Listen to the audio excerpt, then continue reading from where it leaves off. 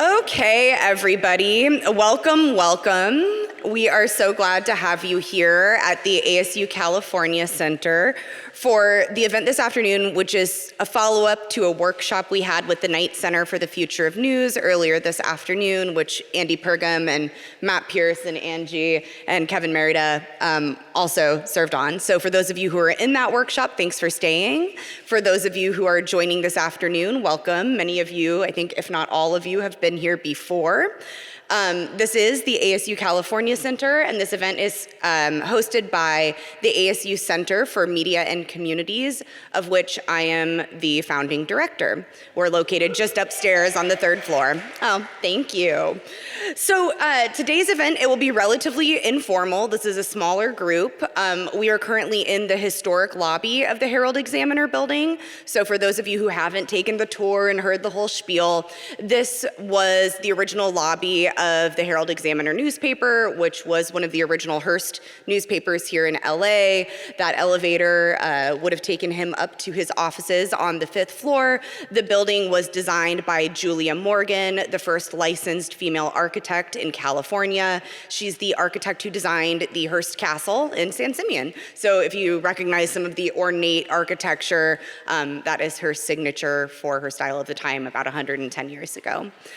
So today's event, we are focusing on the changes to the news economy, not just here in LA, but generally speaking across the industry, changing trends as we adapt to an AI-mediated environment, an environment largely dominated by creator journalists and influencer journalists, and an environment that is switching away from some of the legacy news models and toward new opportunities to develop relationships with communities and partner on new strategic initiatives that drive storytelling, not necessarily through the traditional advertising-based models, but through other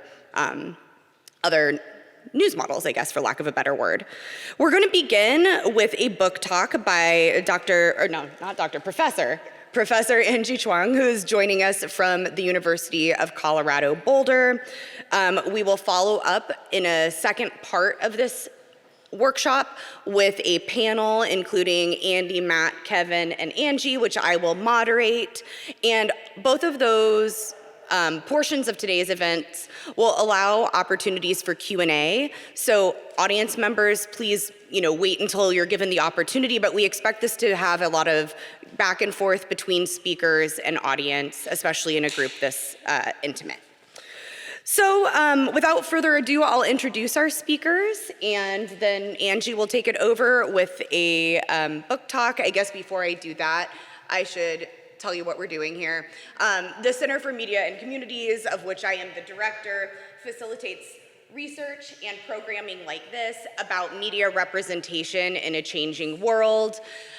We host all sorts of groups here: National Association of Black Journalists, Asian American Journalists Association, CCNMA, the Latino Journalists of California is having an event here next week. If you are working with a local news organization or newsroom, LARC, I didn't forget you. Los Angeles Reporting Collective works with us as well. If you're working with local newsrooms here in Los Angeles and you want to partner on events, please email me. I'm Chelsea Reynolds, and as I said, I'm the director of the Center for Media and Communities. I'm happy to host you, bring you into this space or into our event center if you have larger scale events you would like to get off the ground here. What do? We amplify voices that are not currently included in research about media or in media narratives themselves. We attempt to disrupt systems of exclusion, which is a huge part of Angie's book that she'll be talking about today, trying to imagine a more future for equitable, balanced storytelling here, especially in Los Angeles. And we are hoping to transform the relationships between news networks, newsrooms, and the communities they serve by having conversations like this. So we're trying to create a more trusting environment and news ecosystem, especially here in the Southland. So without further ado, Angie Chuang is an associate professor of journalism at the University of Colorado Boulder. She's the author of American Otherness in Journalism, News Media Representations of Identity and Belonging, which came out last year in Routledge University's press. Prior to academia, she spent 13 years as an award-winning newspaper staff writer, launching one of the first regional daily beats on race and immigration issues at the Oregonian. She also reported for the Hartford Courant and the Los Angeles Times. So if you recognize her, that might be why. We also have Kevin Merida in the room. Kevin, will you just wave? This is Kevin. Everybody probably knows Kevin.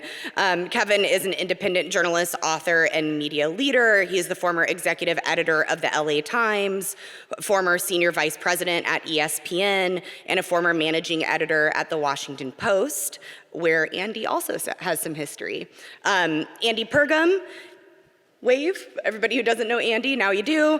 Andy is the inaugural executive director of the Knight Center for the Future of News at the ASU Knight School of Journalism and Mass Comm, where he focuses on applied research and innovation to strengthen journalism's civic role, business models, and especially responsible scaling of artificial intelligence. He's a media executive and strategist whose career spans the Washington Post, McClatchy, NBCU, and the launch of Meta's Independent Oversight Board. So tech and newsroom experience here. Matt Pearce, Matt, my old friend from Mizzou. We've known each other for a long time, like almost 15, 20 years. I know, we're becoming old. Matt is the director of policy for Rebuild Local News, where he focuses on public policies to support local newsrooms. He was previously president and co-founder of Media Guild of the West, the union, and a former staff writer at the Los Angeles Times. He got his master's degree at the University of Missouri, where we met, and received the Si Se Puede Award from NAHJ and the President's Award for SPJ in 2024 for his press freedom advocacy. So all of these folks bring a wealth of experience, a wealth of expertise, and I'm really excited for these conversations. We're gonna launch in with Angie and a discussion of her book, American Otherness in Journalism. And I will join you in the audience for now. Thank you. Thank you so much for arriving here on a beautiful spring day and right in the middle of a work week. So really appreciate your time. I'm so grateful to Chelsea and David and the ASU California Center, the Center for Media and Communities, and my fellow panelists, Andy, Kevin, Matt, who are just sort of a dream team of future imaginings of journalism. And it's really meaningful for me to return, not just to Los Angeles as a city, but right here, where more years ago than I want to count, I began my newspaper journalism career at the Los Angeles Times in the old Times Mirror building as a MetPro trainee. Anyone else connected to the MetPro program in any way or know some MetPros? Yes, and so really that defined everything about how I view the role of journalism, the responsibilities of journalists, and the unique role that journalists of color have to not just represent, but also be a voice for communities that were either covered from an outside perspective or often mis- or underrepresented. And so that really drove my academic work, and I went into academia really determined to continue to shed light and give sort of a more meta perspective on how representation of people of color and underrepresented communities happen. And so I was flying here last night. I arrived not too long ago. And any of you who've been in journalism or teach journalism probably have had this conversation recently. So I sat down next to my seatmate, and he starts talking about, we were leaving Denver, and he says, "Where do you work?" And I said, "Oh, I work at the university at CU Boulder." And he said, "Oh, great, my kids went there. What do you teach?" And I waited, and I said, "Journalism." And that always gets the same response. And his eyes got wide, and he said, "What a great time to do that." And he's one of those deadpan guys where you can't tell if he's sarcastic or sincere.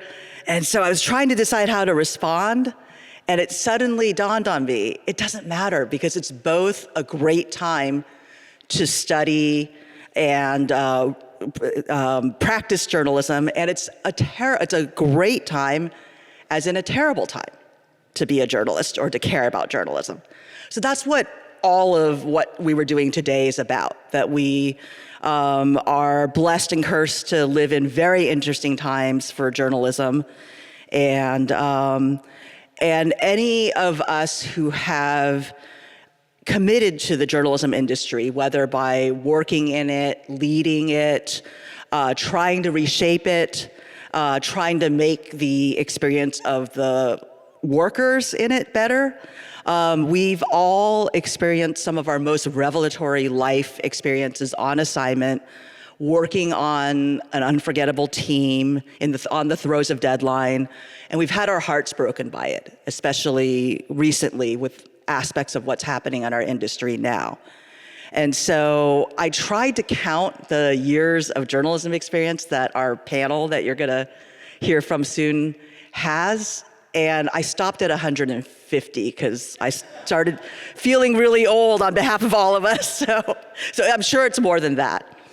So I hope that by talking about this book to start, that I can set the stage for a broader discussion and really talk about how the scope of American identity is a fundamental problem that we have never solved as a country, and that right now is at a real inflection point, that news media has a huge role in shaping, constructing, defining, limiting, and maybe the consideration of that can set the stage for this larger discussion and panel that we're gonna have.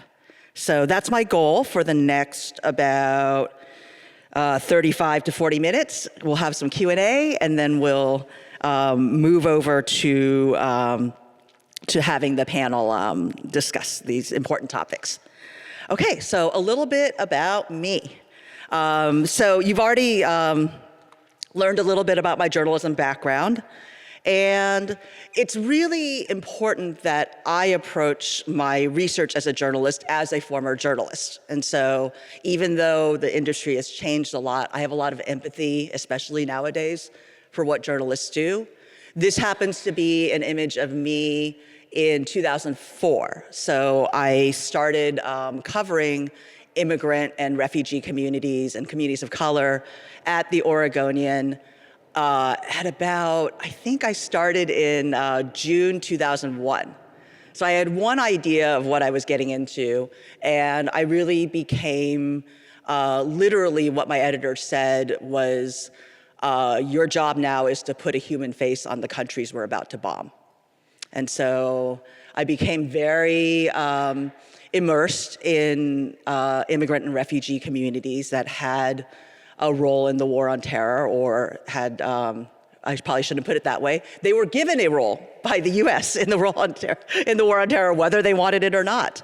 And so that's me arriving in Kabul in 2004 at a time when the story was about the role of the diaspora in what would be a very ill-fated reconstruction effort.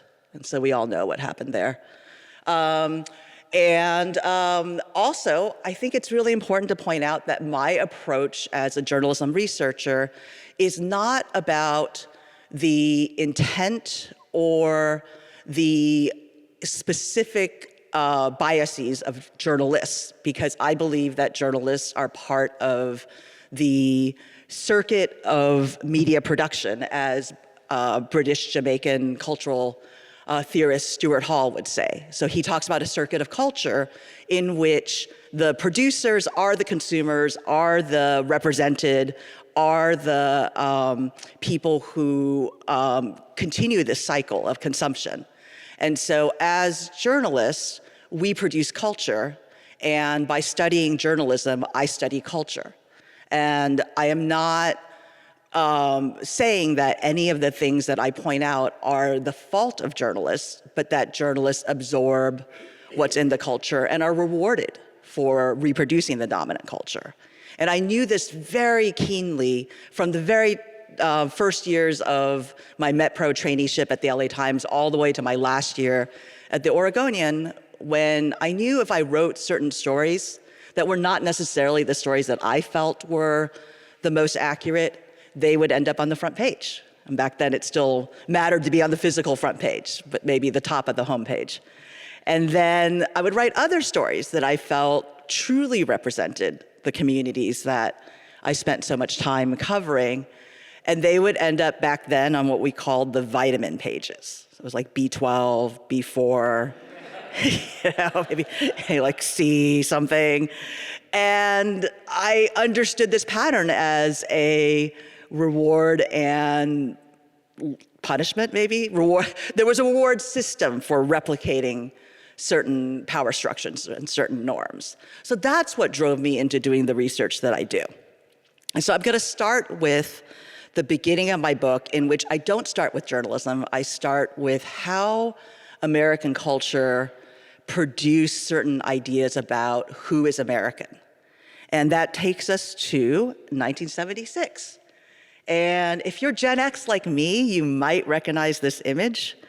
I'm just going to read from the book, and it'll become really clear what this is and why it matters to my book.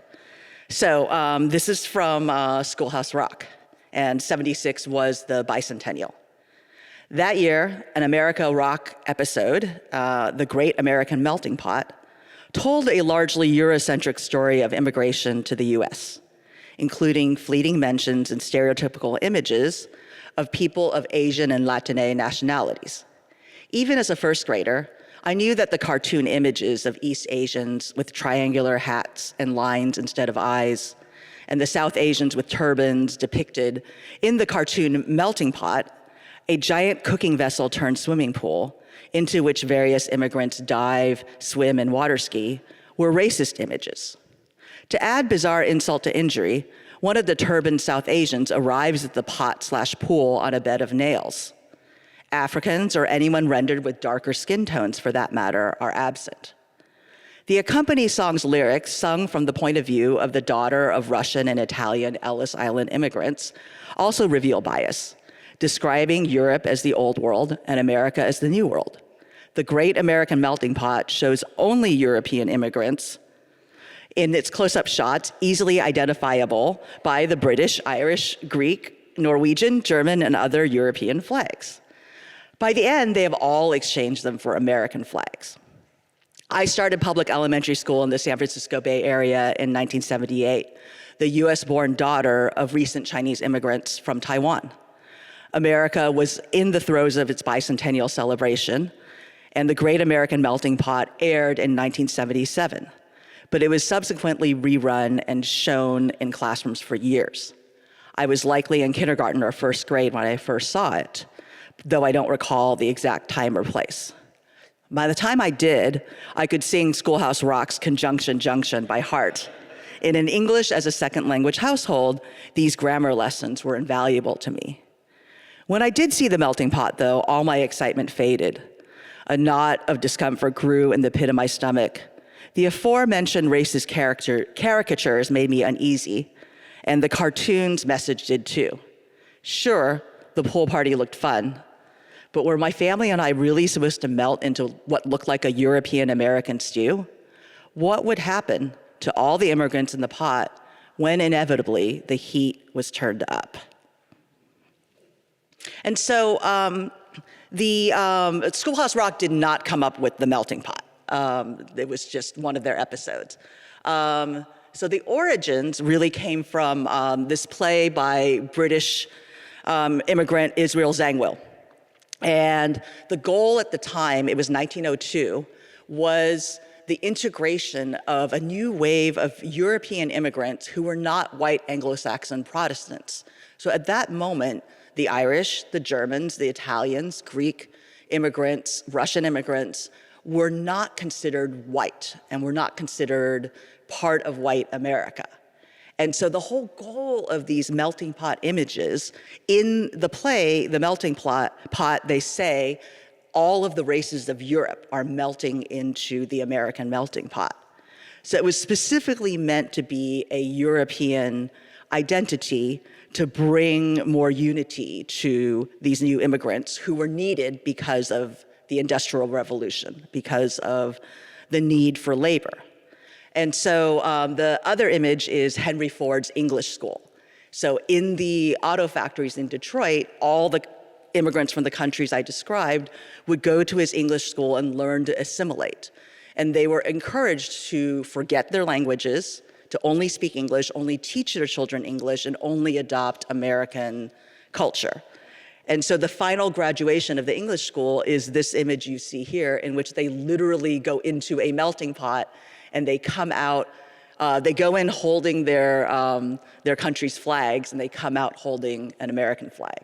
And that's their graduation from the Ford English School. And so this is this assimilationist image that really forged our ideas of racial identity and our ideas of American whiteness.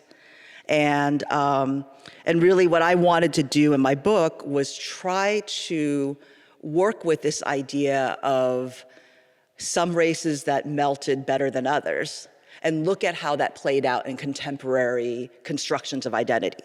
So the journalism is the tool through which I use that. So I'll give a brief description of sort of the fundamental idea of American otherness, and then I'll start showing you some actual examples from the book. All right, so well into the turn of the 20th century and into the 21st, the period from which this book will draw its case studies, we see that some Americans always melted better than others. Instead of overt forms of exclusion from American identity or Americanness, the unmelted immigrants and people of color were subject to a form of conditional membership I call American otherness. Think of it as American with an asterisk, if you will, or American until proven foreign, a riff on innocent until proven guilty. This book examines a system of constructed Americanness as a cultural epistemology, perpetuated through representational patterns, versus Americanness as a legal or official status. Citizens, residents, or occupants of this country with perceived other identities can be welcomed into the multicultural fold of American identity until they break an unwritten social contract and engage in undesirable, threatening, unpatriotic, ungrateful, unsavory, un-American acts.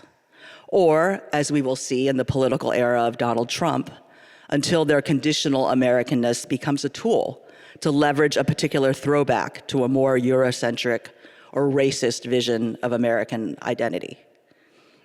And so, I think I mentioned I've been working on this book for way longer than I want to admit. So in August 2016, I had about half a book conceptualized and written in some form. And I thought it was pretty cool. I was like, I've got this idea about American identity. I've got all these examples. And I'm ready to approach some editors.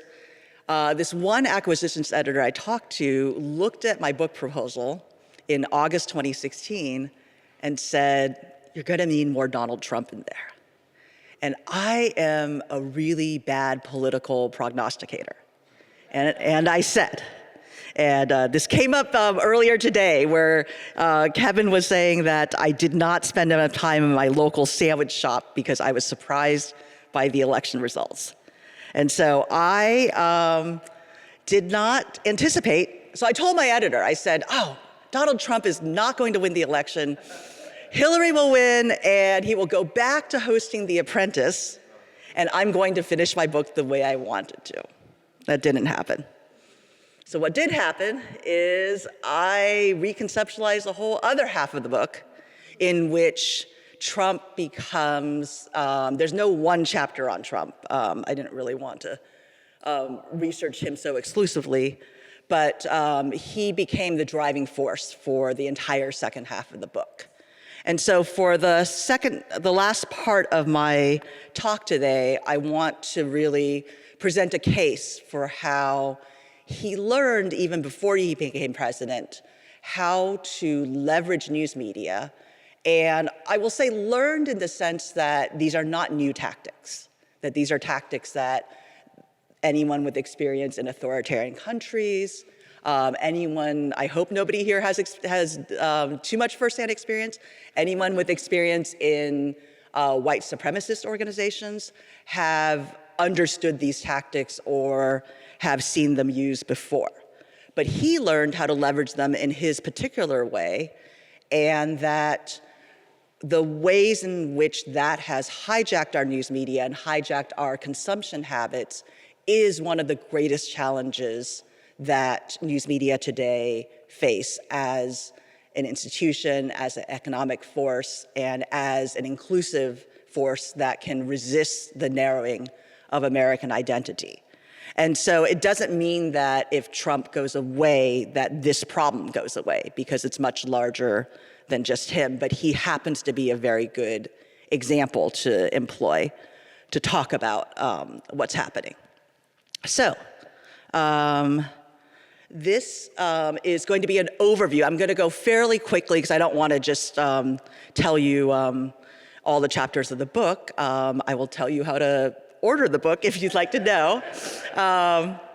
But I start out in the post 9/11 era, in which I thought we took a real shift to a more xenophobic perception of immigrants as potential homegrown terrorists. So you'll see that's the DC snipers is the first chapter. I talk about the era of increased and more deadly mass shootings and how there was a double standard to how people of color who committed mass shootings are represented versus white mass shooters. And then the last image is one of the first US citizens who got the label homegrown terrorist. That's Faisal Shahzad. He tried to bomb Times Square and did not succeed. That's probably why his name is not a household name. So then I started talking about people who were given conditional Americanness, so the quote unquote like positive stories. And so I talked a lot about the DREAM Act and DACA recipients. And then at this point was when Trump had to enter the picture. And so 2008, Barack Obama is elected, and everybody is talking about how we're post-racial and that America has overcome systemic racism. So it's okay to laugh, but people really, really wrote about this. And that now that we've elected a black president, we're done with racism. And at that moment was when Trump entered the picture and began to be part of this backlash against Obama, which I really think laid the groundwork for so many things that we are trying to address now. And what Trump did was he ran for president. It was the run for president in 2012 that nobody took that seriously. But his one issue was Obama's birth certificate. And the minute he proclaimed he was running for president, it was such an alluring news story. And journalists were so conditioned to just report what presidential candidates said that there was a proliferation of stories of Trump making statements something like this, right? So really ambiguous. He never says the word black or race. He's not sure. He just wants to make sure that all the rules are being followed. He's got an investigative team. And so there's this sort of, is he or isn't he? There's ambiguity. There's the sowing of doubt. There's a dog whistle here about race, but he's avoiding directly talking about Obama's race. So people became really obsessed with this because he was an interesting figure. He was running for president, and this was, I think, debunked really, really early, but it was called like the birther debate or the birther controversy. I have a chapter about Black Lives Matter that's chronologically a little bit out of sync, but it was really important to obviously talk about the way that that the victims of police brutality were portrayed at that time. And so then we move on to what I call the protests and hate in the Trump or post-truth era. So moving back a little bit to Charlottesville, that was a year after Trump was elected.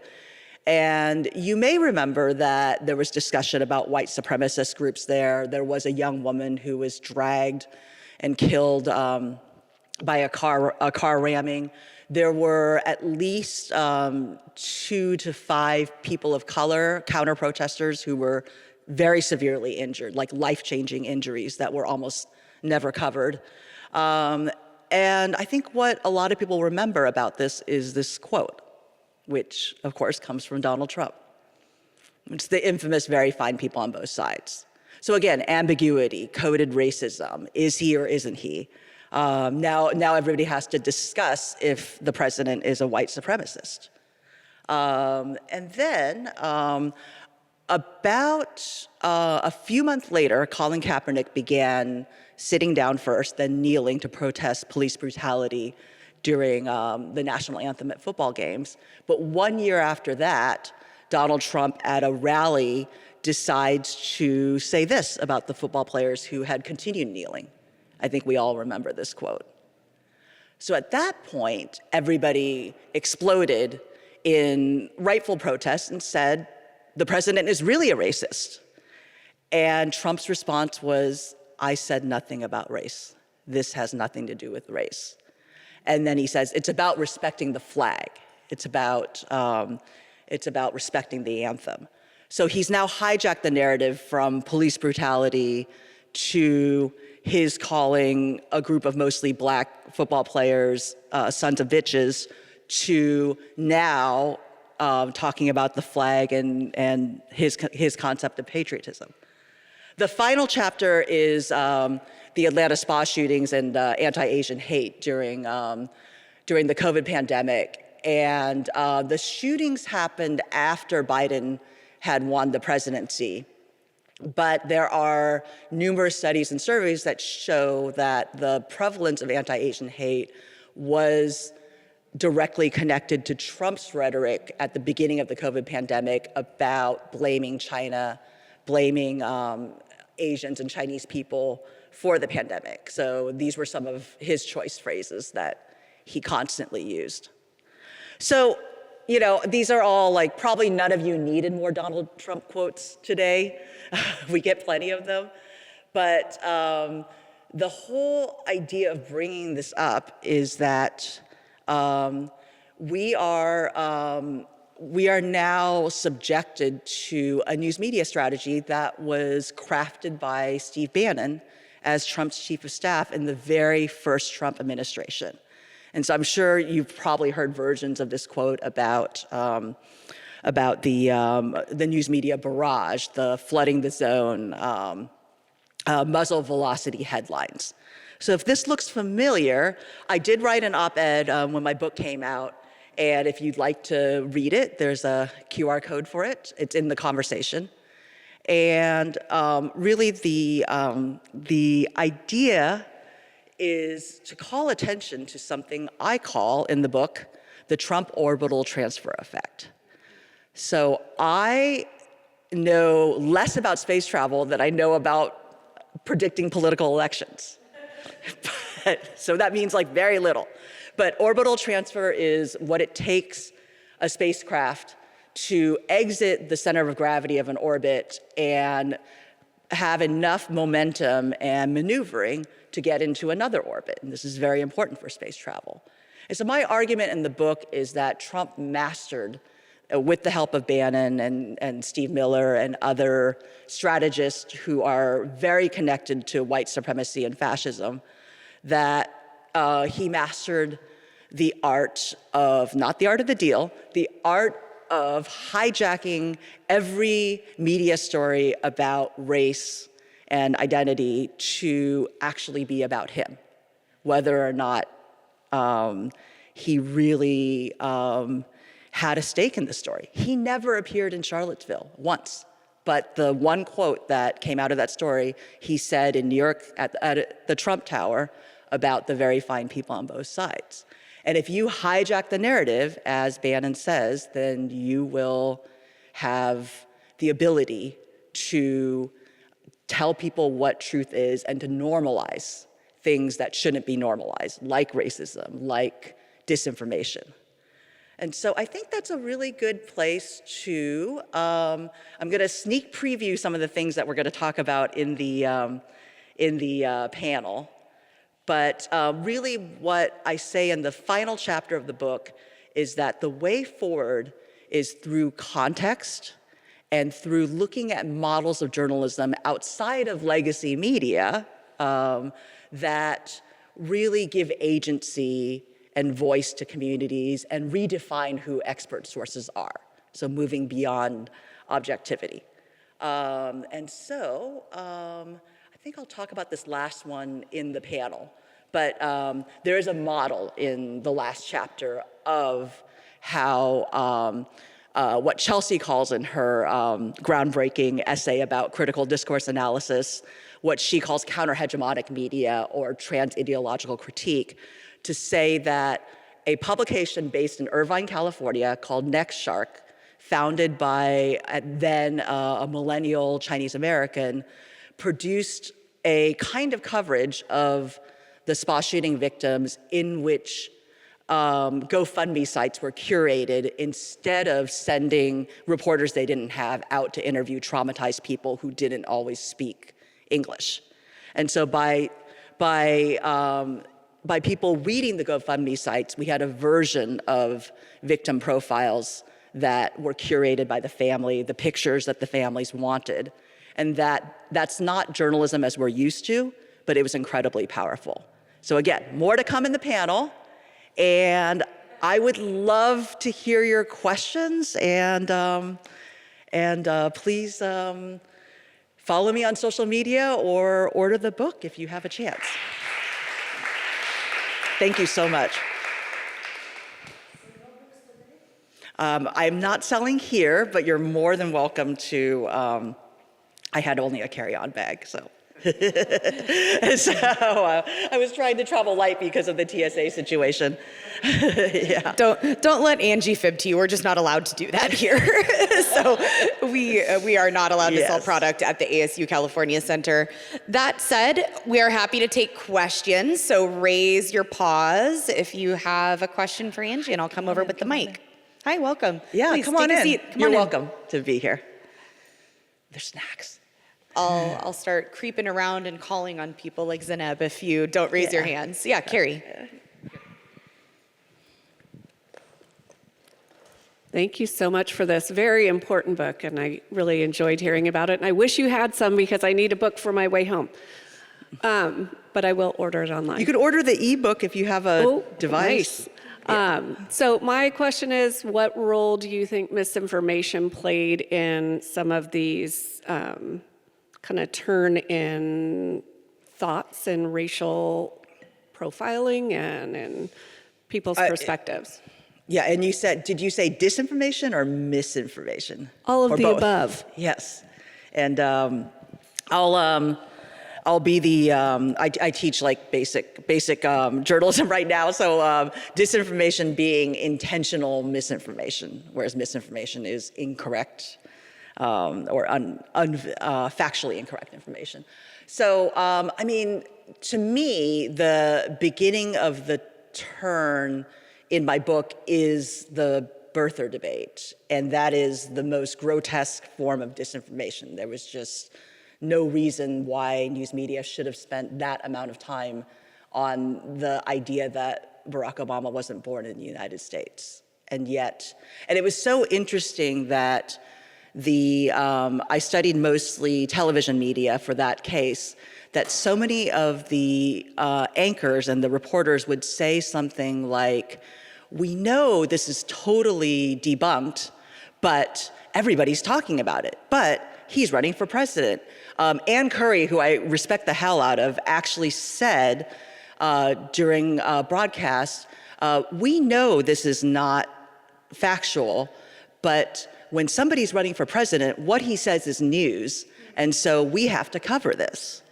And I think that explains so much, that we are still in an era where the president or a presidential candidate needs to have their statements covered by the media or discussed by the public. And I think that happened in an era where candidates and leaders generally didn't abuse that. So I don't know if that answers the question, but yes. Yeah, Zainab. Thank you so much. I am Zainab. I'm a journalist from East Africa. So when Barack Obama was elected, it was a big moment for us back in the continent. My question is, was not enough for America after having a Black American president to move forward from racism? Who failed to establish equality? Was it the president himself or the media? Yeah, that's such a good question.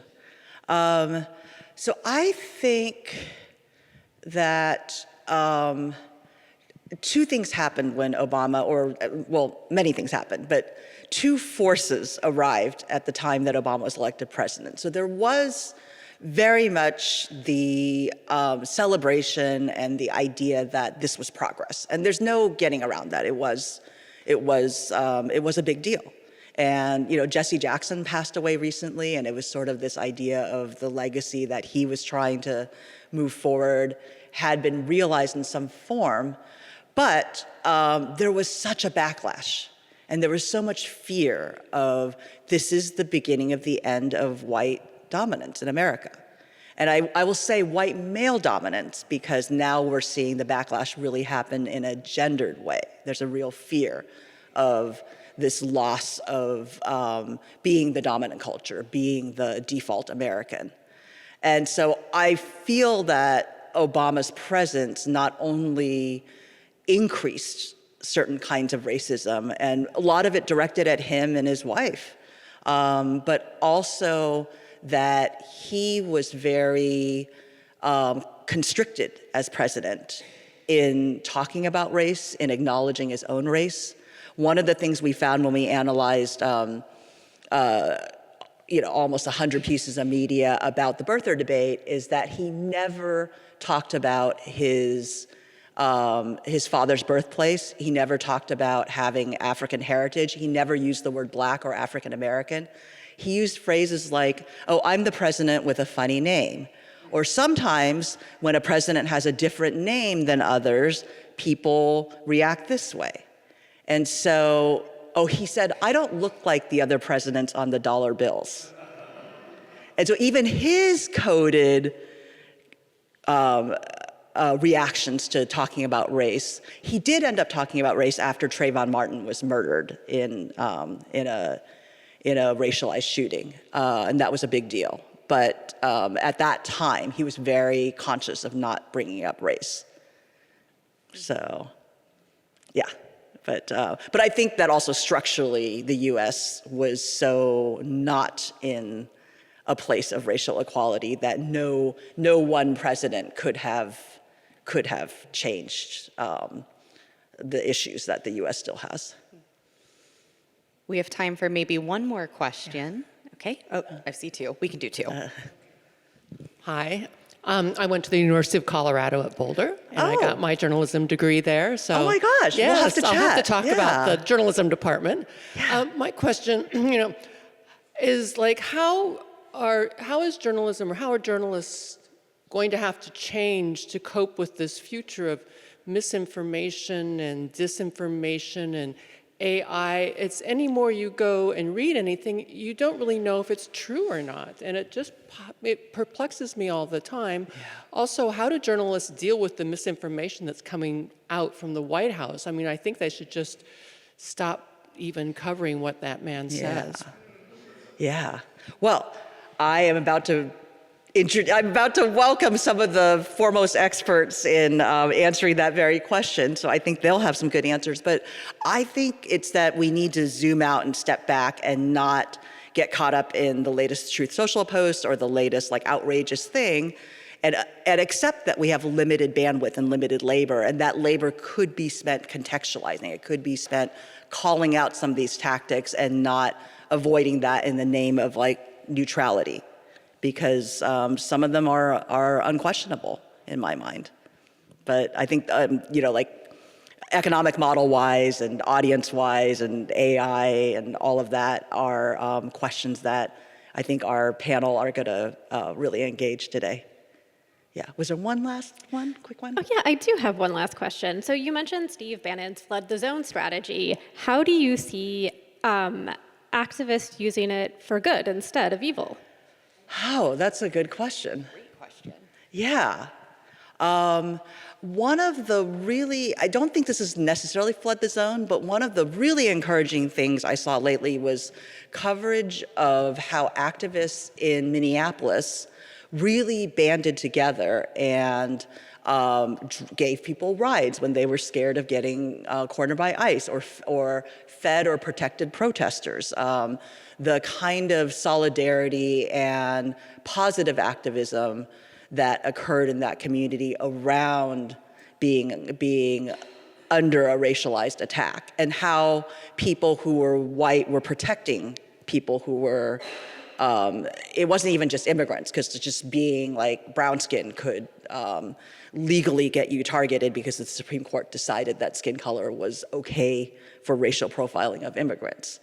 And so I think some of the, there's a piece by Adam Serwer in The Atlantic, which is called how Minnesotans or Minneapolisans prove MAGA wrong. And it's an opinion piece, but I think it's a really good example of the kind of story that could not just show the negativity of like what the administration has done poorly, but to say that other people are providing alternative ways of being and ways of resisting. So I don't know if that's like a flood the zone, but I think it could be a good change in approach. All right, I think it's time to switch over. Yeah, let's go ahead and give All right, Angie thank a you, round of everybody. applause. And I will have Kevin, Matt, and Andy join Angie on these tall stools at the front of the room. Yeah, we're not going to do a formal intermission here because I know I'll lose you if we do that. So we're keeping you hostage and jumping right into our next session here. So once again, I'll welcome Angie, Kevin, Matt, and Andy for our discussion now, which is going to focus much more on the question we had about AI, the future of funding models, where business is headed in journalism institutions moving forward. So Angie, I'm going to hand you this mic. Okay. Oh, we each get our own. Yeah, it's a personal mic. Before we get started with the guided Q&A, we've heard from Angie, but I want to hear from Kevin, Matt, and Andy. Just give us the bird's eye view of the last 10 years of your career so folks know the level of expertise that we have sitting in front of us. It is truly, I think, 150 years plus of experience in some of the top newsrooms in the country. So Kevin, you want to jump in and tell us where you've been the last 10 years? Wow, I was at the LA Times as executive editor. Before that, I was at ESPN about 6 years. Came to start something new, a startup called the Undefeated, and oversaw some shows and other things that people might know about. And before that, I was at the Washington Post for 22 years, and including as managing editor when I left. And now you're on the board at the LA Local, I am on the board of the LA Local. Excellent, thank you. Matt, you want to tell us? 10 years. Okay, so I was a staff writer at the Los Angeles Times in that period. I was on the national desk for most of that time. I was like a big Twitter person back when Twitter was a more valid thing to be a person on. And I pivoted to covering the 2020 presidential election, but actually in the middle of all that, I was one of the many journalists who helped unionize the Times, and in 2020 I became the president of the union, and that was a very interesting time to become president of a union in 2020, and so we dealt with like one crisis after another, really. Starting in about 2022, I started working on public policy through my union, and it started working on press freedom issues. LAPD had arrested a bunch of journalists in Echo Park, and so that kind of got me on the political bug. I figured out working in the legislature was just bargaining, really. But then I started working on the economic policies that lawmakers have started discussing to support local news. And so I started working on those policies there, got in a big fight with big tech and lost. But now I work professionally on public policy and subsidies for local journalism for Rebuild Local News. I can't remember what 10 years ago, I don't even know what year it is now. I can't figure out what that was, but I had the pleasure of working with Kevin at the Washington Post, where he was managing editor. I was running video operations there and built that up. Then went to McClatchy, where I was on the executive team there to build video and new ventures, a whole bunch of other things, which was a terrific experience. And then took this fascinating, I like big, meaty, like, how do you make that sort of projects? So I took this fascinating turn to build something called the Oversight Board for Facebook, which is an independent, quasi-judicial, like a body that exists that you can appeal at 3 billion users at Facebook, and Meta Properties can appeal to say, hey, they shouldn't have taken my content down, or this content is needs to come down from the platform. So really trying to understand content governance in a tech company, and again, building out something that can take power away. It's still up and running, which is great. Went from there to do consulting and a bunch of board work and things like that, and have been here at the Knight Center for the Future of News for the last couple of months, and thrilled to be a part of ASU. This is now my home, which feels wonderful. This is actually exactly what my dining room at home looks like, so it's really a thrill to be in this type, and that's exactly what we serve at my dining room at home as well. So that's where I've been for 10 years, Chelsea. Andy's a comedian, we're learning. Sorry. So your work experience is vast, but most of it has centered in legacy newsrooms or big name tech companies in Andy's case. And yet the conversation that Angie started really centered on community and telling stories of underrepresented communities. So I want to thread that needle a little bit. I want us to think about what the role of collaboration is right now. Collaboration with big tech, collaboration with community storytellers, collaboration with politicians and lawmakers if they will ever cooperate. What is the role of collaboration in the future of news? And I'll just let anybody ping pong jump in. I want to hear about the LA local. Well, yeah, and we got some LA local people out there. They can pop in, Matt and others, but I think the future of news and collaborate, I think that's where it's at. I think we're seeing it a lot more now. I think it's growing and evolving more formally. I mean, it used to be that journalism was the competitive dimension of it was you didn't want to share your story with anybody would even be within miles of thinking they were a competitor. And you would, guard it, and you'd rub your hands, and you couldn't wait to scoop your friends or other places you would never share. Now I think there's this sense of, in part due to limited resources, it's also just like expertise. You can't do everything, and the biggest places do it. New York Times and the Washington Post when it was big. And everybody does it. ProPublica, they have really formal kinds of partnerships with other news organizations. The LA Local, my favorite part about the LA Local is I call it a news collaborative, a local news collaborative. I think the collaborative part is the most important part. It does have hyper local startups within it. Koreatown, Pico Union, Westlake, and South LA, and Inglewood. But man, it has LA Public Press, as a partner. And it has, and Boyle Heights Beat is ironically a kind of legacy local community news organization that's part of that umbrella. But LAist, Kyle Matters is part of that partnership, and the LA Sentinel, and many others. And so to me, harnessing that strength, is really what will be good for people who live here, because everybody's got their tentacles, their expertise, they have different resources. But if you can kind of bring that together, that helps the people who live here. You know, there's just this wealth of knowledge about this place.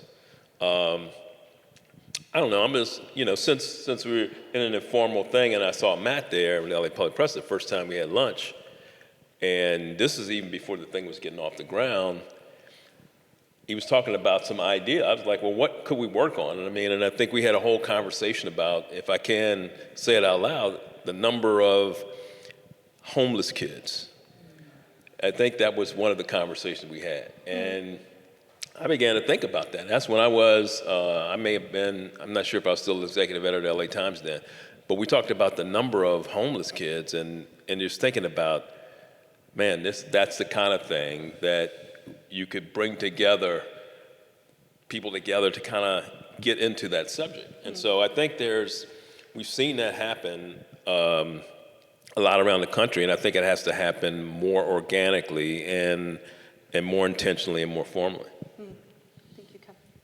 I was just going to jump in too. I think so. First of all, there is this macro trend right now, as everyone knows, of the sort of shift from legacy publishers to more traditional publishers to independent publishers, whatever that might mean. That might mean a small one-person creator who's launching a YouTube channel. That might mean a small group of people who are launching something to cover a neighborhood.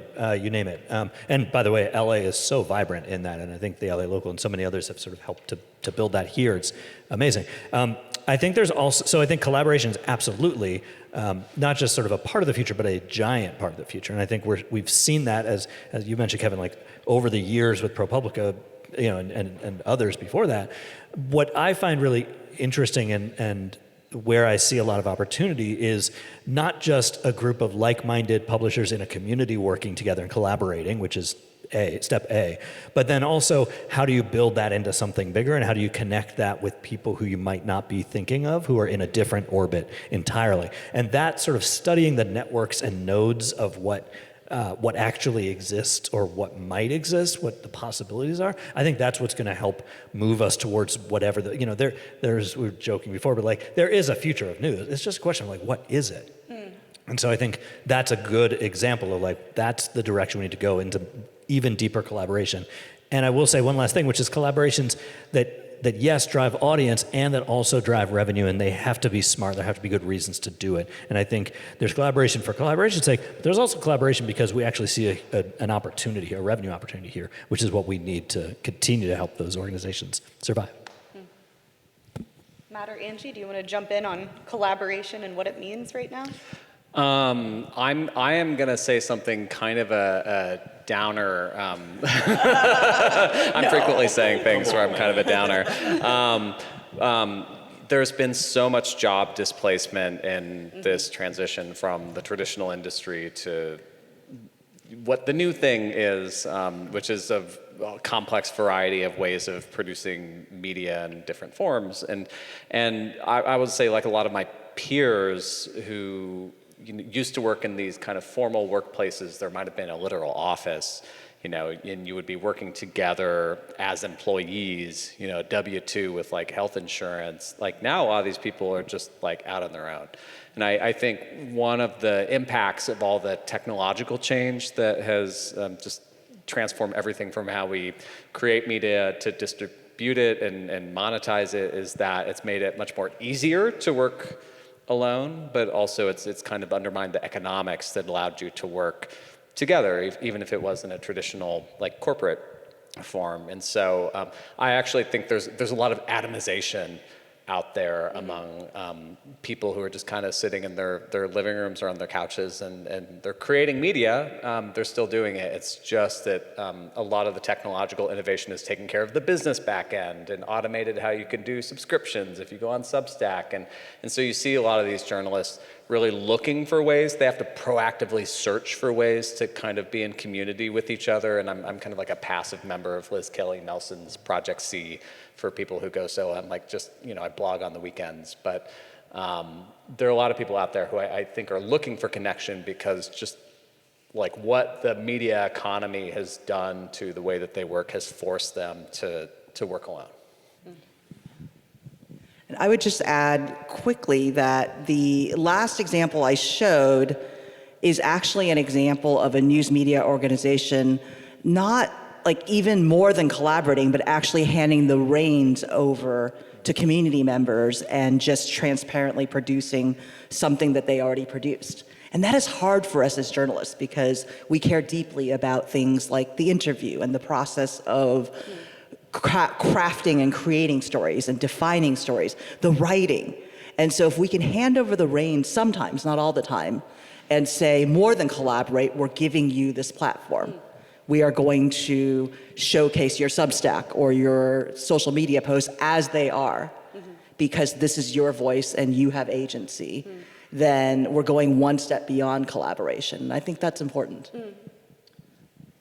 We're going to get back to that in a minute, but before we do, I want to hit Matt's point that the ecosystem has shifted toward a much more atomized, I think that was the word that you used, atomized news environment. And I'm wondering, what does the current state of the legacy news ecosystem here in Southern California look like? We've seen ownership changes, we've seen layoffs, we've seen lots of new outlets sort of grow out of the grassroots here in California.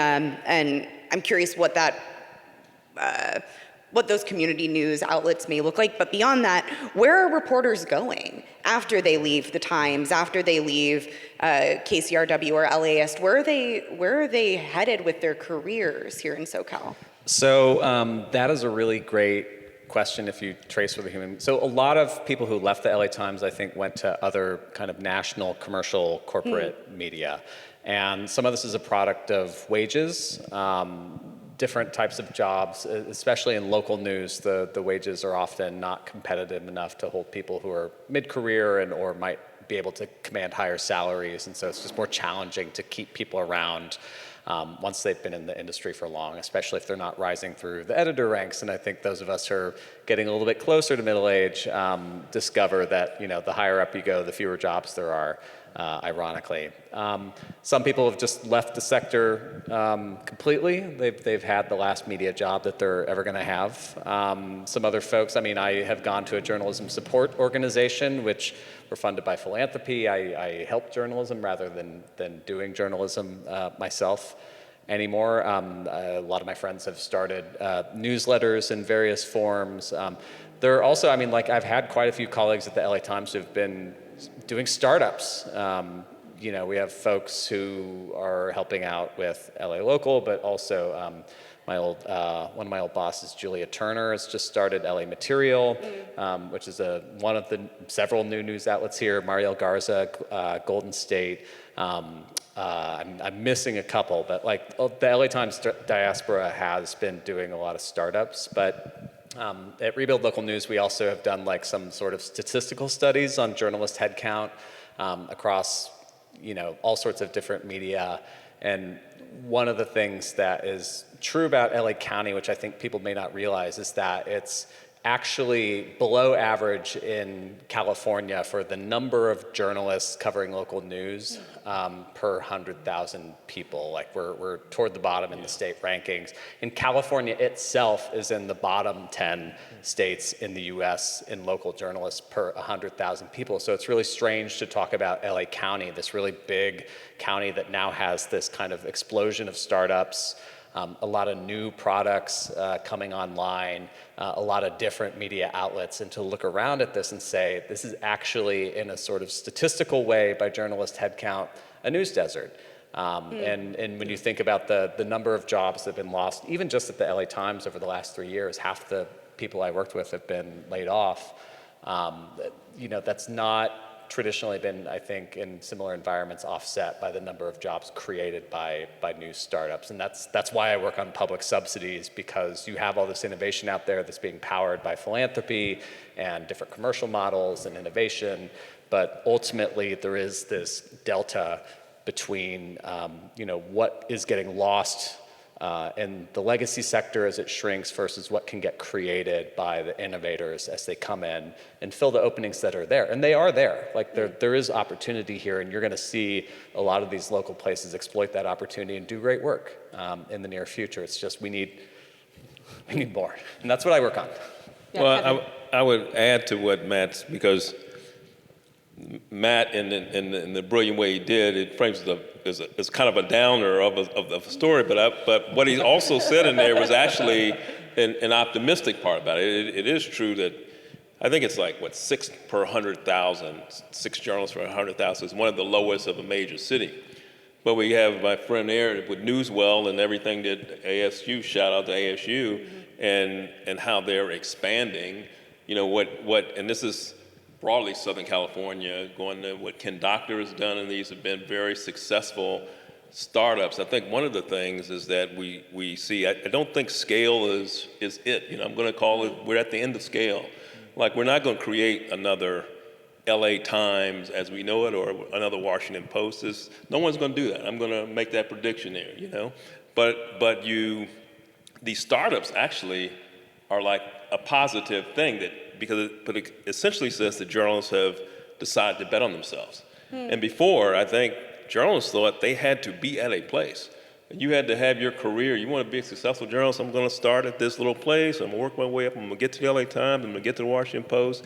That's how you define success. But man, Memo Torres is defining success, out there on the streets covering the ICE raids. I mean, you're defining success in lots of different ways. And journalists are saying, man, people are reaching audiences. One of the things about the independent creator economy, sure, is everybody, like a lot of the people that Matt refers to, yeah, they're struggling, but they're also, it's small because we're in the nascent stage of it. People are making real money. They're independent creators with huge followings, some of them. They've been able to go out on their own, find an audience, and be able to monetize that audience. And I'm not saying that's the case for everybody, but there is a path that people, where, as Matt points with LA Material, some very well-established journalists decided they were going to go join Julia Turner and them. And these are some of the top journalists that are in the country and could probably go a lot of different places. And so I think that's a different part. And I want Angie to hop in on this, because I think it's also how we have come to define who a journalist is. And I think there are a lot of people doing some work that the established journalists and all of the journalism schools should pay attention to. Because when you reach an audience, if you can reach a big audience, you have my undivided attention. Fair. And I'm going to ask Angie then to pop in on the next point here, Kevin, which is, yeah, legacy news got a lot right. It also got some things wrong. And I'm wondering what we can learn from the LA Times, other legacy outlets, but also what we can learn from the Memo Torreses of the world and those folks in the room with us right now who have started grassroots from the ground up media organizations. Albert's one of them. What can we learn here? What are the outcomes, takeaways?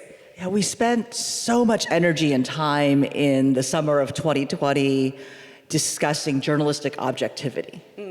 And it was and it was so funny because we talked about it as like, oh, it's this whole reckoning. But I think many of us inside journalism who really cared about these issues or were in tune with the perspectives of underrepresented communities and people of color and poor communities already knew that journalistic objectivity was not working for anyone other than the people in power. And so I think it is this whole shift away from expert sources, official sources, the idea that you have to cover city council and Congress and the elected people and the people with the titles to have real news, and everything else is just fluff or it's done out of the goodness of your heart. That really what's happening on the ground and in communities is navigated and told by experts who have no titles.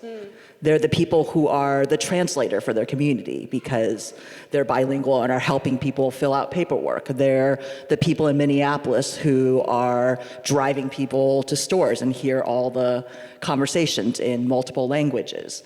And so it is really about how we amplify those voices and maybe don't always be the arbiter of the voices. And I think that was what I was getting at about letting people speak in their own voices, in their own ways of communication. One of the things that media that was directed at communities of color online did a lot of when they started losing resources is curating social media posts. And it seems like kind of buzzy and sort of clickbaity, but there were things that were happening on social media that were really important that when brought together really told a story.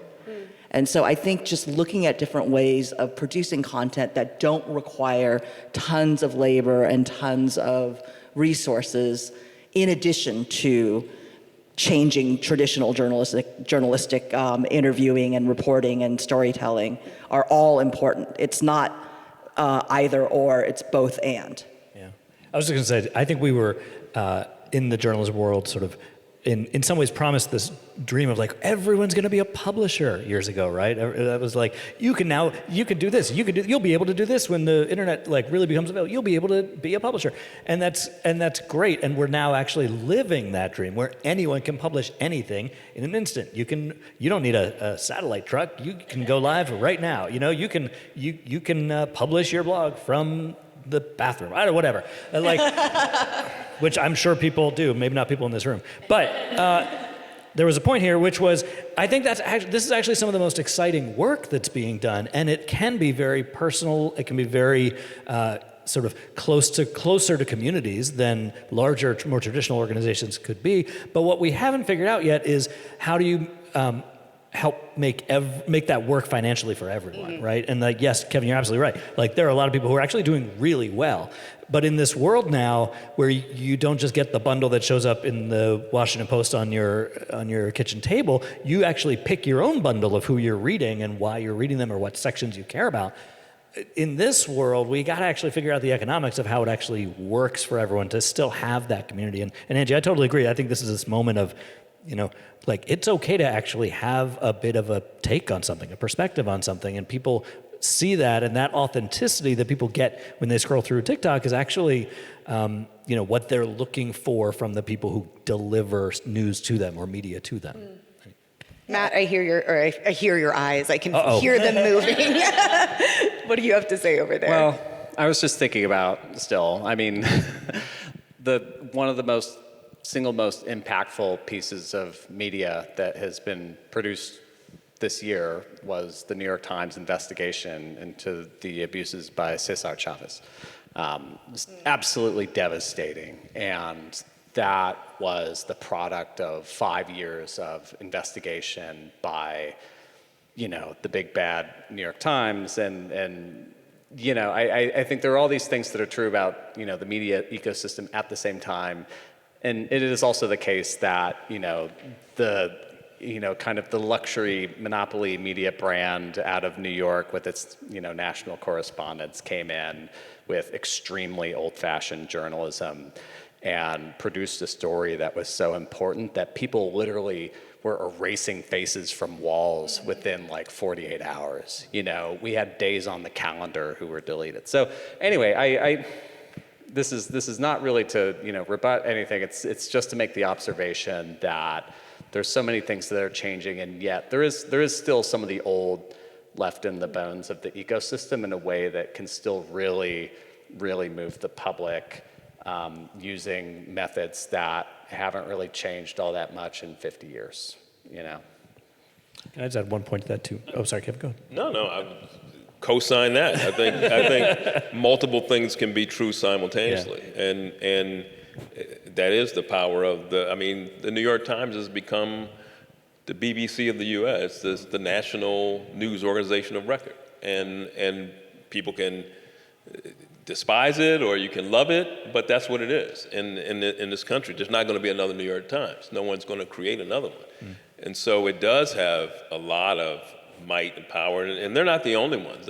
Some others could do that kind of work, and there's been some tremendous work done in an old-fashioned way. I think the work that ProPublica did on the Supreme Court, which is an institution that's not very well covered, and they want to pull surprise for it. It was tremendous, investigative, dogged, picking apart what the the conflicts of interest in the court, including the justice that I wrote a book about, Clarence Thomas. So I do think that there's still a place for the kind of reporting that you can't replace. Knock on doors.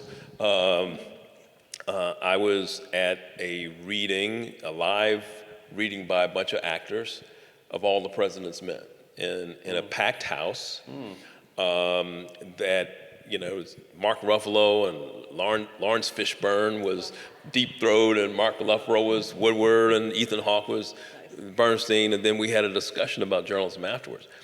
But the people in the audience, they were consumed with just this fact of, and this is the original screenplay, which is Katharine Graham's in that one, and there was an understanding that for that historic reporting, that there were a lot of doors that knocked on, mistakes were made, and just that dogged, repetitive reporting that Watergate produced. And there was reverence for it. I mean, standing ovations, people coming up to me, what can I do for journalism, And of the kind that we never see in our normal life. Am I right, man? Like the kind of people coming up saying, how can I help you, And I think there is an understanding that journalism has done a lot in this country, and it's not all been, it's been people doing that hard work. Yeah, and then just California Post. Sorry. Oh, go on. I mean, they're another startup.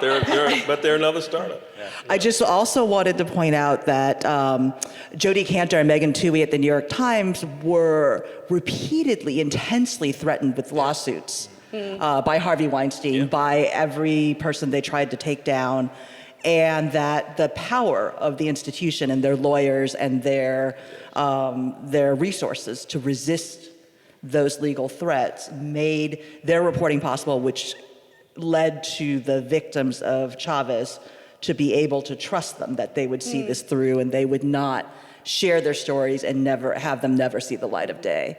And so I think that's also just more fuel to the argument that institutions still matter and big institutions can still make a difference. That's a great point. And that's one of the things I was going to say was legal, they actually have legal teams. But what legacy what big traditional organizations have, in addition to the trust, which I totally agree with, is they've got that infrastructure thing down, right? They've got legal, they've got finance, they've got the support of editors, they've got ways for people to take vacations, right? Which many smaller publishers are not able to do that.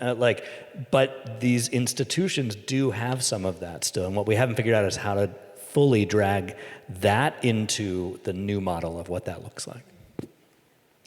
I don't have my phone up here with me, so I am sensing that we may be coming close to the end of our time, maybe 5 more minutes of discussion here.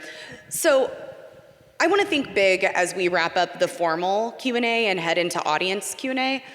What should all of us in this room be thinking about over the next year as we watch news systems evolve and change and technological innovations disrupt and influencers transform this industry? What should we keep our eyes on? What should we be reading? What should we be listening to? Yeah, Matt? We should be asking our elected officials what they're doing to help make sure that we have a healthy local news ecosystem. Hint, hint.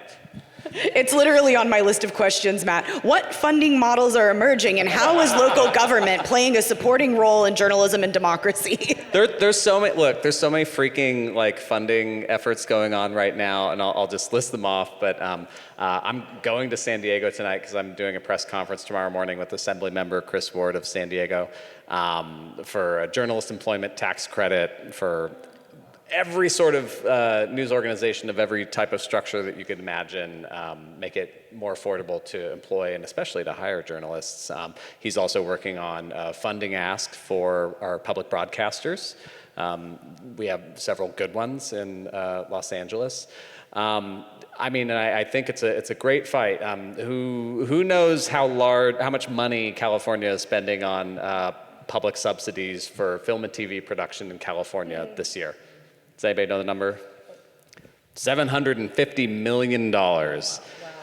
Who knows the dollars that Gavin Newsom proposed in his January budget for local media? Oh, I do know subsidies? this. 25. $0. $0. So there's a lot of room to run there, and I think it's a great return on investment. But it starts with you haranguing your elected officials and making them feel like this is important, because we are one interest group among many, many, many that need public support. That's a pretty good one to keep in mind. So I'm just going to add that I would always ask, as a consumer and a producer or a researcher, whose stories are being told by whom, from whose perspective. And in whose economic interest? Yes. Kevin, Andy, things we should read, people we should follow, stuff to watch, think about? Well, obviously, you should sign up for the newsletter from the Knight Center for the Future of News, which will give you the answers about what the future of news is. I'm required to say that. I think there is something really around the new networks and the new nodes of what that collaboration that we were talking about earlier, what that looks like. And I think there's so much exciting work that what we need to do now is figure out really what does the business model look like to get back to business growth and do the things that are working and do them well and invest more in them. And then maybe think about, like, maybe we shouldn't be doing this, that, or the other thing, so that we can collectively sort of move in a better direction. And then I'm obligated to say, go check out the LA local. see what you think about it. We all got an opportunity to plug our own work here today, didn't we? Well, on that note, this has been a panel hosted by the ASU Center for Media and Communities in partnership with the Knight Center for the Future of News. And now all of you can ask us questions, ask our esteemed panelists questions, but first a round of applause for these awesome perspectives. I mean, I'll point out what you may not want to hear, which is games, the New York Times cooking, The Athletic. Like, it's actually some of the stuff that the Wirecutter, like all these things that, again, when you'd get the bundle in your newspaper, the very expensive investigative reporting and the foreign correspondence, et cetera, was all subsidized by other parts of the paper, ads mostly, right? And like, and Why aren't the other newspapers doing all those other little special parts? I mean, they could be. yeah. It's incredibly expensive what they're doing. I mean, they have hundreds of engineers alone working on the technological side, an incredibly sophisticated business and revenue driving operation. They can afford to pay people gobs of money, the best in the field, to go work there. And it's kind of been a flywheel effect, and they figured out how to do digital subscriptions at scale on top of the games and cooking subscriptions. Like, it's a lifestyle brand as much as it is, if not more so, by revenue than a news company. And so it's all these things feed into each other, and a weird way sometimes that I think about it is almost that, like, their newsroom, I think, has doubled in size over the past decade. The And largest newsroom that they've ever had. Yeah. Ever. 2,000. Ever, more than 2,000. And in some ways, the way that I think about it is that the jobs that have been lost in the LA Times and Washington Post have essentially been recreated inside of the New York Times. It now employs, I think, something like more than 4% of all employees in the newspaper sector. So there is something to, like, having it's not a monopoly, but I think I may have used that word before, but there is something to scale that many good things start happening at once. And you look at something like the LA Times and Patrick Soon-Shiong, I have many strong opinions about him. However, what you cannot say is that he did not spend a tremendous amount of money investing in the newspaper, hiring people, and for a while it worked. We won a bunch of Pulitzers, hired a bunch of great people, and the revenue didn't keep up. And long story, lots of feelings, but it just didn't work spending that much money. I think one of the things, I think the New York Times is great, right? Like, in all the things that Matt said about it. I do think it's a bit of a unicorn, and I do think that I think sometimes in our industry we get caught up in saying, well, the New York Times had Wordle and they have this and that. They also had national distribution before the internet, you know. They a lot of their printing, they print in all of these cities where there are local places. They have an economic base that's very high that could withstand recession, people not dropping the New York Times because of economic times. And so they had a lot of built-in factors that allow this growth and could sustain it. Now, they had some struggles too. You know, they had to take out huge loan to get bailed out, like after the recession by Carlos Slim, the Mexican billionaire, and so there was their struggle too. Everybody's had their struggle, but they were able to figure out, and they had some advantages, and they did some great things, and had some great leadership, and sometimes, you know, they're standing. I'll say the same. Wall Street Journal has a model that worked for them, and they were early in the subscription business, early to charge people, at a time when people did not think that, a lot of newspaper owners didn't believe that we could charge people for digital work, and once the internet became kind of a free place for a lot of people, that it was too late to get that revenue back. So I don't know, there's a lot of factors, but I'd say applaud the LA Times, the New York Times, but I think sometimes we overinflate, well, why can't we do what the New York Times does? I don't think many people can. You know, I was at the LA Times, we had a crossword puzzle. Our crossword puzzle was pretty successful by the stretch of revenue, but it's nowhere near successful as the New York Times crossword puzzle. And anybody else who has a crossword puzzle, it's not going to be as money-making as that crossword puzzle.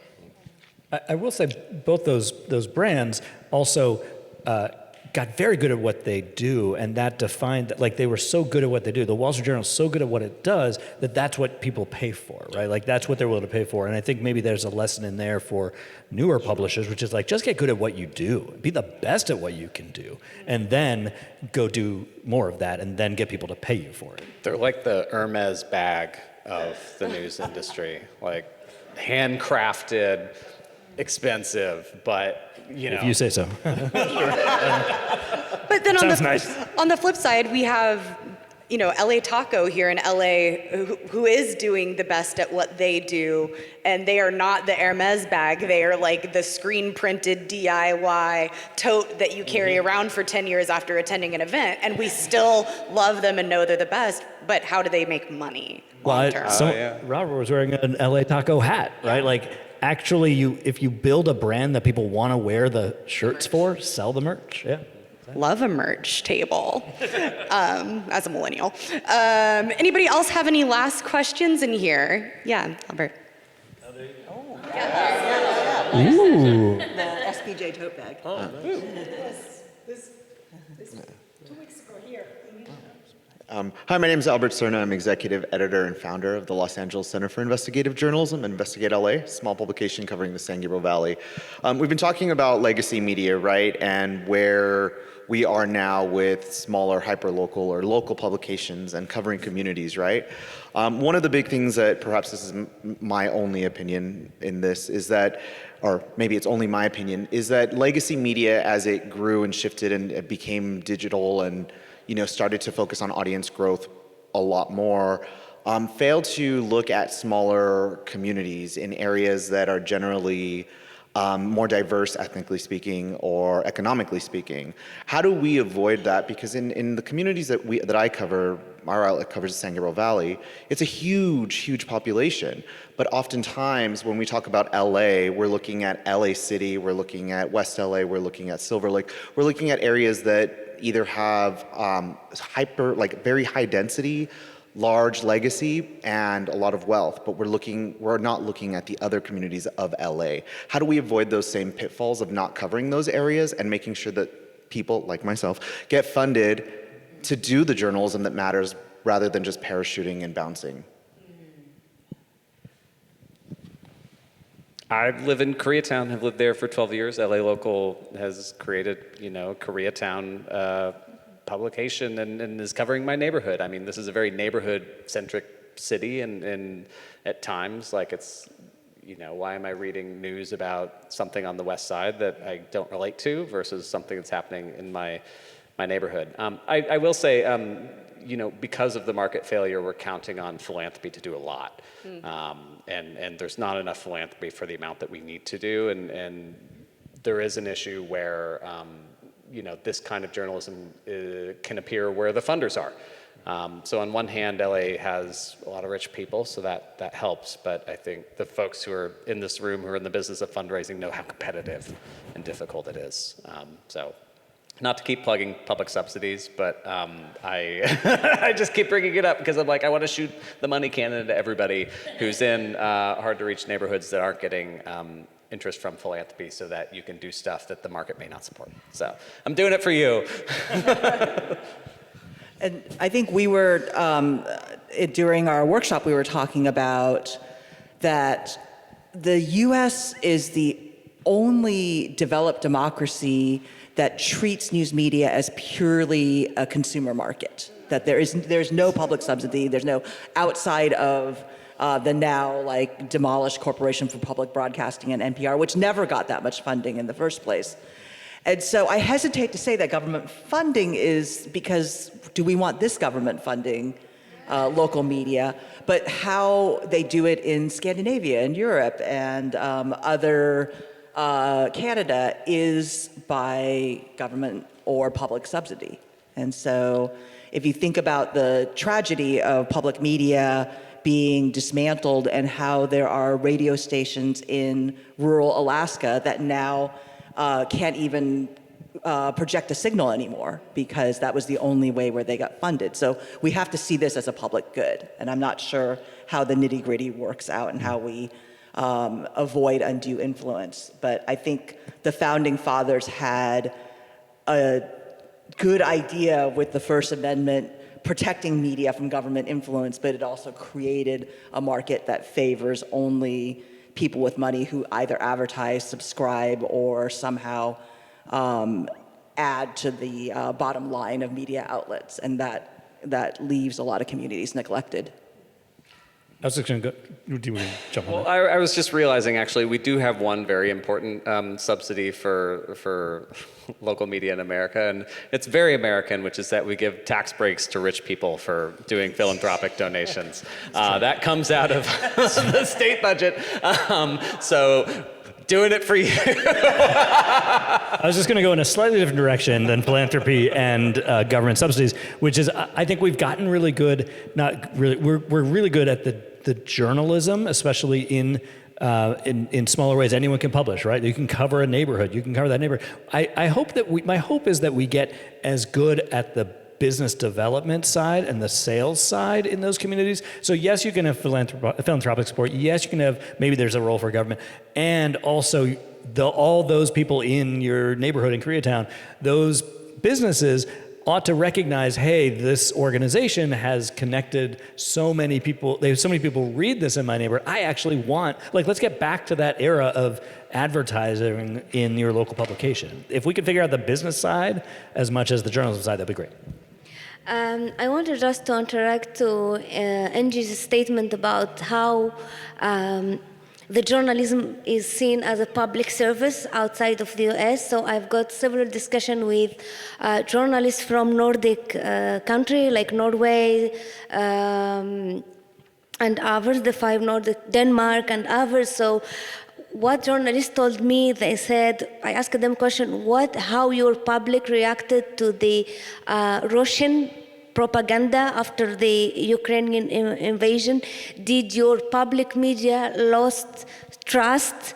How are doing now? They told me they trusted us even more they used to because they are funded by the taxpayers and they trust us, and they succeeded also to go to the social media platform, TikToks and others, which not the case here in the US. Journalists here since I arrived are all the time concerned about I will lost my job. How can I do the fundraising to have the money? So it's too much lucrative. And from someone who is coming from outside of the U.S., I think also it's a limit for the First Amendment. You cannot protect the First Amendment while this huge big company are starting buying the big media like. You know all what happened to the Washington Post. Thank you. The Nordic countries are crazy. I mean, yes, yes, the subsidies. So I am like friends with the woman who runs the collective rights organization for Danish publishers, and she has rounded up 99% of the Danish publishers to collectively bargain with big tech over like how their content gets used. 99%, that's so Danish. Norway, I mean, look, part of this is also just national civic culture. Norway, I think, has twice the readership rate for newspapers that we do in the US. So some of this is that there is this kind of culture there. I mean, they're crazy.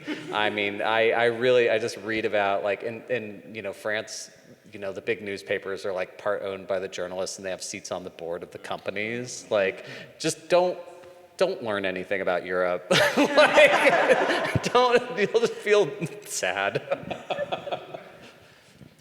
Well, if I am again gauging by the body clock that I own, I think we are roughly out of time because we have to vacate this space by 7 p.m. for staffing reasons. But we have, I think, 10, 15 minutes to mingle, talk to our panelists, have some chips and soda. And once again, thank you all for coming on a Thursday. And thank you, of course, to our panelists for being here, for flying in, for being in France earlier this week and going to San Diego next week, coming from Phoenix, and Kevin from just across town. So thank you all for being here, and I hope you come to more of our events at the Center for Media and Communities. Bye.